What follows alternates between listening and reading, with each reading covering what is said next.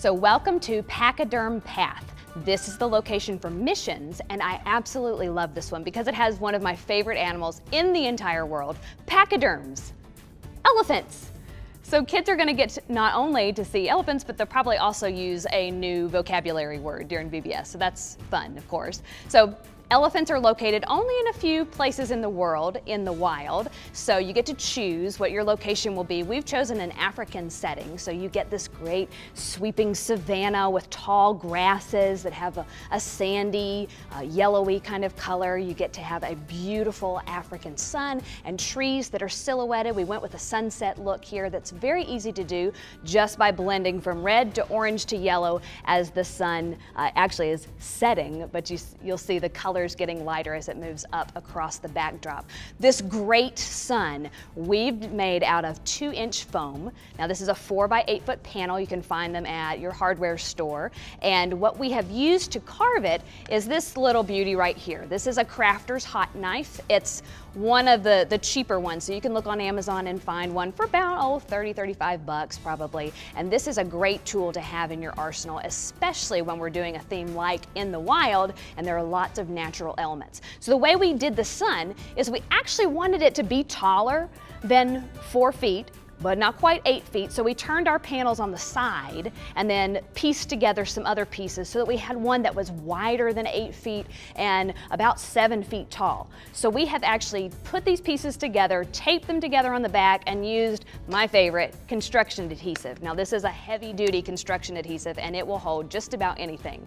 So you can also use this not just to stick them together, but use it a little bit like caulk.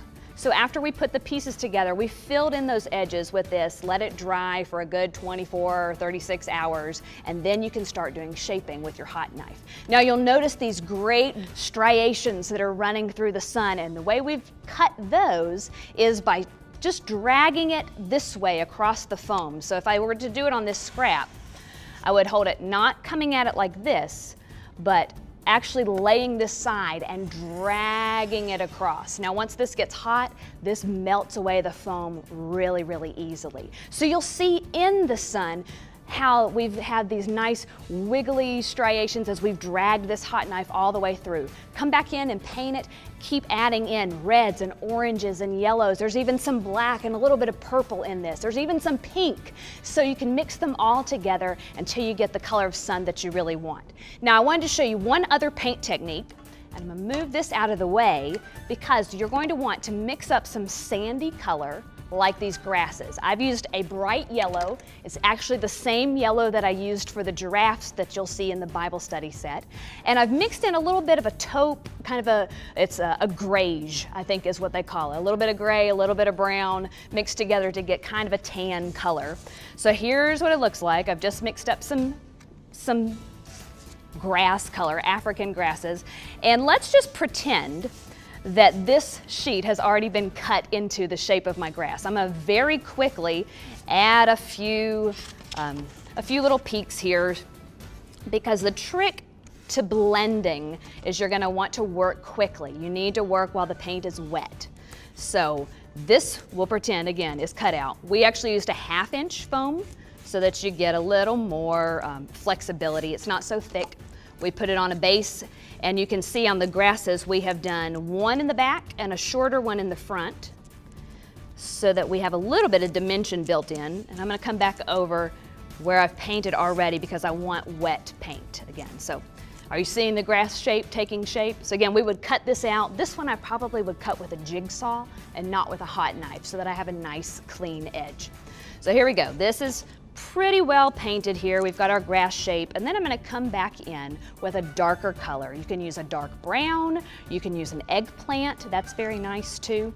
And I'm going to dip a little bit just right on the tip here, and I'm going to start putting along the dark edge. So I've decided that in this particular scene, the sun is coming from this way, so the shadow should be on the back side of where the light source is. And I'm just going to put a little bit in. See, it's dark at the very beginning, but as I blend back and forth and move up and down, that's going to actually mix those colors together in a very natural way. So you shouldn't have any hard lines like that. You want to keep going back over until you get a nice blend. If it's too dark, mix in some of that light again and keep going back over it until you're happy with what it looks like. This is a great way also to come back in and get a few little wispy pieces of grass cut in there. So again, the faster you work, the wetter your paint is, the easier it will be to blend. Now that's different from a dry brush technique that we've used in other areas, but you see how this takes shape. Again, this is something that anybody can do. You don't have to be a professional artist in order to get this kind of technique. It really helps to set your decorations apart, give it a little bit of a professional edge, a more finished look, and it's very easy to bring Pachyderm Path to life in your VBS. I think your missions teachers are going to love decorating with these great animals. Of course, you have to have elephants. We have an inflatable elephant that you'll be able to purchase, and we also have some that we'll give you the art to recreate on the Decorating Made Easy DVD-ROM. Make sure you're checking out that disc. It gives you lots of helpful clip art, theme art, and reproducible art that will help bring Pachyderm Path to life in your VBS.